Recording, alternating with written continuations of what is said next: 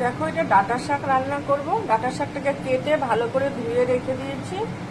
এদিকে এদিকে রসুন আর লঙ্কা কেটে রেখেছি, পরিষ্কার করে ধুয়ে রেখে দিয়েছি। এদিকে কালো জিরে আর হলো শুকনো লঙ্কা ফোড়ন দিয়েছি। এদিকে আমি ডাল বসিয়ে দিয়েছি সবে।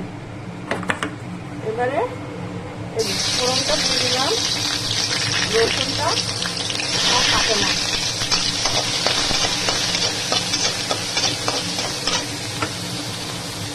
একটু ফাঁকে রসুন ফোড়ন ভালোই লাগে।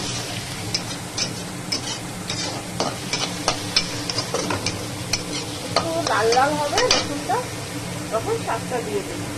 আর একটু সামান্য তেল লাগে, আর একটু তেল লাগবে। তো তেলটা শাকে একটু তেল না দিলে ভালো লাগে না, জানো তো বন্ধুরা, শাকে একটু বেশি তেল লাগে। একটু শাক করতে গেলে একটু তেল লাগে।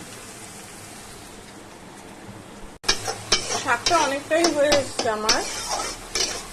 হ্যাঁ, একটু হলুদ দিয়েছি, একটু মিষ্টি দিয়েছি, একটু ময়দার গুঁড়ো দিয়ে দিয়েছি।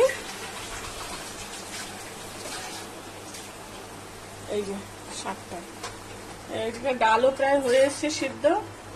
এদিকে ভাত বসাবো, চাল ভিজিয়ে রেখে দিয়েছি, ভাতটা হবে। শাকটা হয়ে গেলে আর আজকে বিশেষ কিছু রান্না হবে না আমাদের।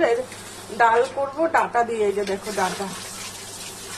আর এদিকে মুসুরির ডালের বড়া করব। মুসুরির ডালটাকে একটু ভিজিয়ে রেখেছি, গরমে এটাই ভালো খাবার। কালকের কিছু খাবার আছে টুকটাক আমাদের, ওই জন্য আজকে আর বিশেষ কিছু রান্না হবে না।